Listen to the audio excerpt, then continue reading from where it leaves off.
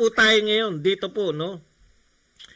Ito po yung alam mo matagal ko na napupuna na may masamang may bad blood diyan eh sa pagitan ni Dennis Principe at saka nito ni Pau Salud. Kung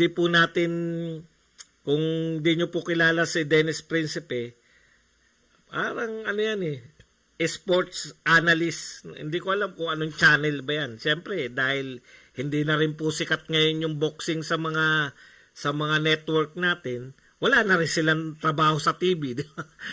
Mga writer po yata yan. Hindi ko alam kung saan nagsusulat. Anyway, pero napapanood po natin yan dati, boxing analyst, no? Si Dennis Principe. Parang si Dennis Principe, isa sa mga nag-aalaga kay Carl James Martin, no?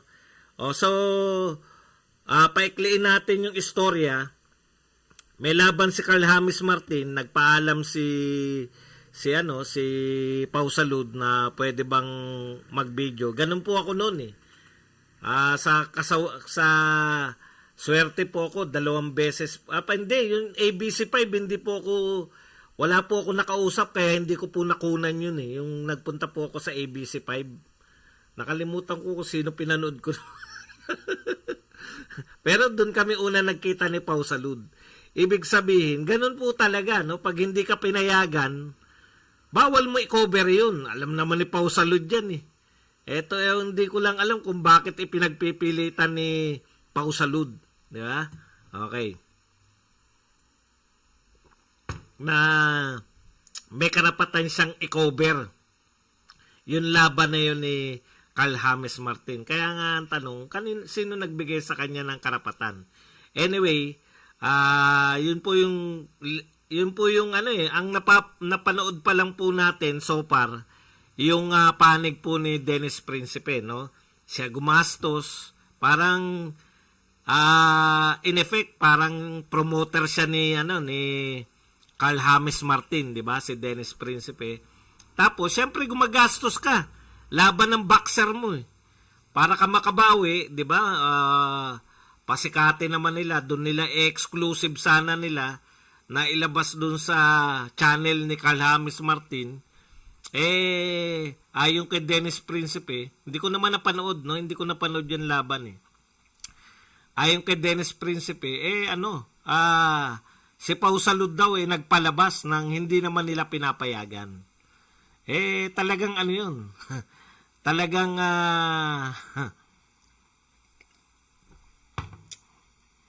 kinakailangan sagutin yun ni Pau Salud. Kasi okay lang sana yun kung si Pau Salud, katulad ko, no? Hindi ako matakaw sa video eh. Kunin nyo yung video ko, ilagay nyo sa mga channel nyo, wala akong problema dyan. Magpaalam lang kayo. Si Pau Salud, may mga sinasabi pa yan na ayaw niya ng ganun, na kinukuha na siya. Alam ko may issue yan eh. Hindi ko lang kilala yung boxer ba yun na nagrereklamo sa kanya na ipinagdadamot yung video, no? Talagang ganun. Video ni Pau Salud yun eh. Pag hindi kayo pinayagan ni Pau Salud na gamitin yung video niya, wala kayong karapatan talagang gamitin. Ganon din yung Pau, di ba? Hindi porkit kinuhanan mo, hindi ka nga pinayagan na Hindi ka nga pinayagan na anuhin yun eh. Videohan nyo kay Carl James Martin at saka sa kalaban niya eh. Bakit binidyohan mo pa rin, di ba? May intellectual property sila. Yung video mo, yun. Vlogger tayo, pero hindi naman tayo bobo. Yung sinasabi ko sa iyo pa vlogger tayo pero hindi tayo bobo. Alam natin yan na pag hindi ka pinayagan wala kang karapatan na i-cover yun. Hinihintay nila yan, hinihintay ng boxing world yung sagot nyo. Pero may mas maganda akong offer. Ramdam ko naman na may galit kayo sa isa't isa. Daanin nyo na lang sa ring. Hindi naman nagkakalayo yung edad ninyo ni Principe. O kalbo na rin yun. Ikaw, makakalbo ka na rin. Pareho naman kayo na, tingin ko, magkasing edad lang kayo ni Dennis Principe. Di ba? Kalimutan na yung mga away-away na yan sa kita. Kumita ka tsak dyan. Hindi mo sila nabahaginan. Kalimutan natin away-away na yan. O ngayon, anong gagawin natin? Ako, gagayahin na natin si Jake Paul. Inopera niya si Chris Rock tsaka si Will Smith ng 30 million. Ako, operan ko kayo, no? Hindi na BOTY kasi hindi naman kayo papatulan ni Makagago eh. Hindi naman kayo kasing sikat ni Tulfo tsaka ni Congressman Tevez eh. Yan yung gustong ilagay ni ano eh. Ako na maghamon sa inyo. Madali na lang kayong ihanap ng ring tsaka kung papayag kayo. Pero siyempre, dahil hindi naman kayo ganong sikat, maliit lang premyo nyo. Okay? Bibigyan ko lang kayo.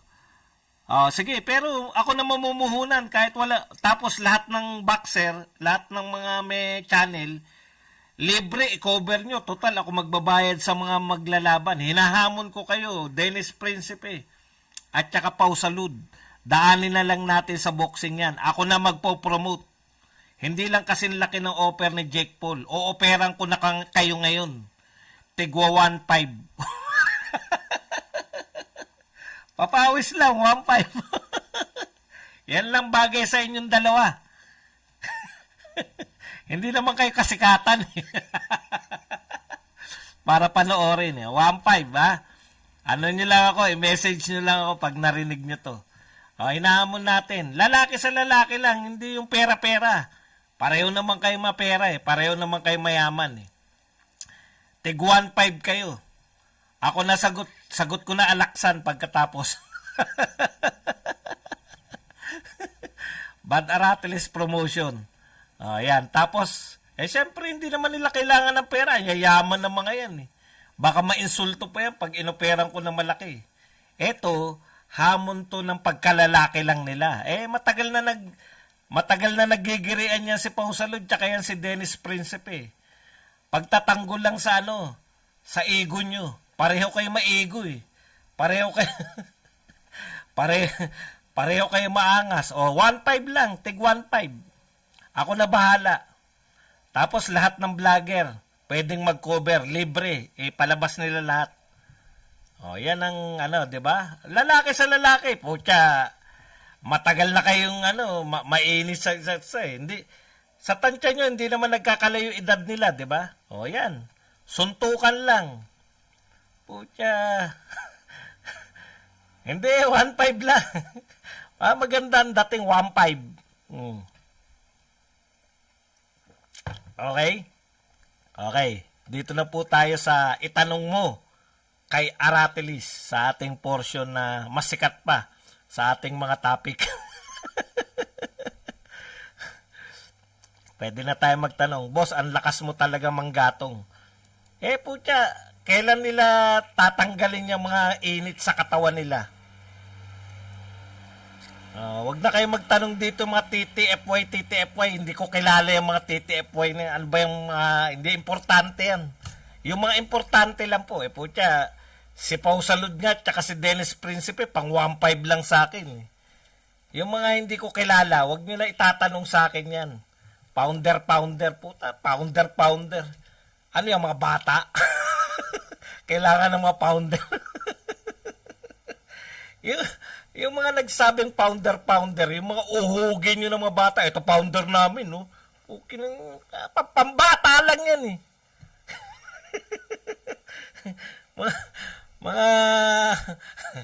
Wag nyo na akong tatanungin nyo sa mga walang katuturan na tao. Walang katuturan yan. Dito na lang tayo. Pucha, si Prinsipe nga, tsaka si Pau Salud, pang 1.5 lang sa akin, eh. Yan, ha. Sige, tanong. Ano masasabi mo sa timbang ni Casimiro? Makukuha na ba ni Cuadro Alas? Kulang na nga sa timbang si Cuadro Alas ngayon, eh. Nakita mo ba? Nagpabigote na para madagdagan ng timbang. Ipagkakalat ko sa kabila, 1.5 offer ni Boss Badong kay Ampaw. 1.5. Gamitin nyo tong video ko. I-cut nyo, tapos ilabas nyo sa lahat ng lahat ng mga nyo, libre lang video ko, i-cut nyo para ipakalat natin. Hinahamon ko si Pau Salud tsaka si Dennis Principe. Mag-boxing na lang kayo. Ako bahala sa inyo. Tig 1.5 kayo, tig 1.5. Meron akong kukunin na na mga sikat na referee. Si Boy Bakal. Boy Bakal, referee ka.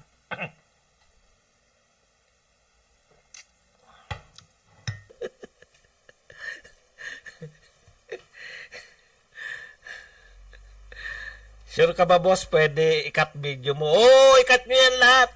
Gamitin nyo yan lahat. Basta magsabi lang kayo sa akin at pakita nyo lang. Mamaya, putya, kinatkat nyo. Tapos, pinasamahan nyo ko eh. Everyday Tamsak Idol. Yan. Boss Buds, tatamahan ka ni Camboso sa ilong ni Devin Haney. Yun lang. Yun lang kinatatakot natin. Kasi kita nyo hindi gano'n nakakasuntok yung kay Devin Haney. Sinisingot niya, sabay inuupakan eh. Pag singa ngayon, puta, tulog. Boss Buds, mahilig ka rin ba sa native? Ako, ano ko talaga, yung mga Pinay beauties, mga ano tayo, yung mga fans tayo nila, Aya Midel, yung mga ganyan, mga Christina Crisol, mga... Ayoko sa mga desente. Gusto ko yung mga pene-pene. Hindi ko gusto si Maui Taylor. Tisay yun eh. Ayaw ko ng mga tisay. Ayaw natin yan. Gusto natin yung talagang mga kayumangging kaligatan. Yan. Tsaka yung malalaki. Yung malalaki ang hinaharap sa buhay.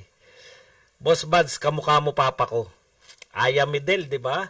Kita nyo naman si Aya Midel. Talagang... Pag nakita nyo si Aya, una kong nakita si Aya Midel, kung hindi ako nagkakamali sa kung hindi remate, sa ano, sa may, anong dyaryo yun, yung pinaka matindi sa lahat, anong dyaryo?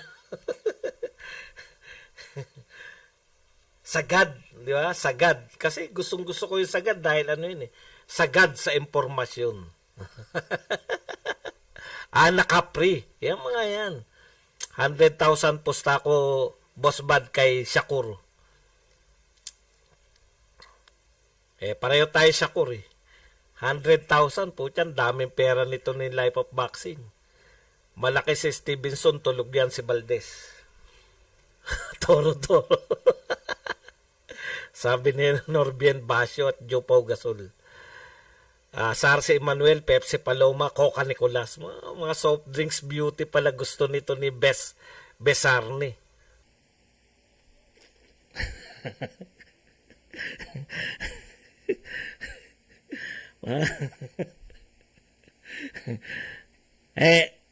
Eto nga hindi, kung si Pau Salud ka nga, eto sabi niya, hindi mo naman alam totoong nangyari tapos ganyan ka magsalita. Eto ang totoong nangyari.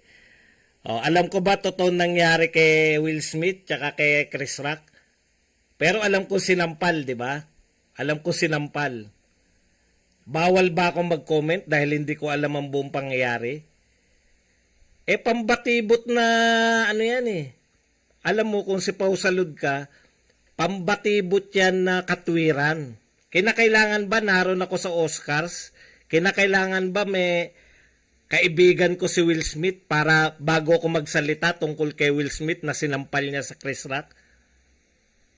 Nakita na natin lahat eh. Di ba?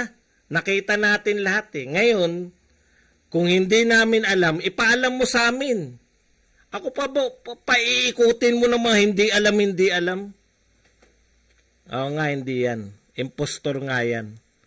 Kasi alam ko yun si Pau Salud, ano yun eh. Hindi yun, anong tawag doon? Hindi yun confrontational.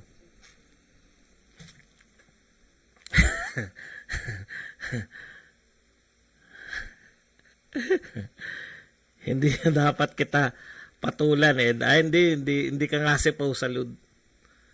Di ba no? Wala ba kaming karapatang magsalita tungkol kay Devin Haney tsaka kay mga katwiran yung mga palpak yan eh. Marunong ka magbasa, marunong ka manood.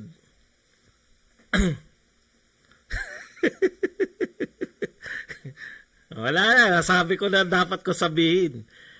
Ipaalam nyo na lang yan kay Pau Salud.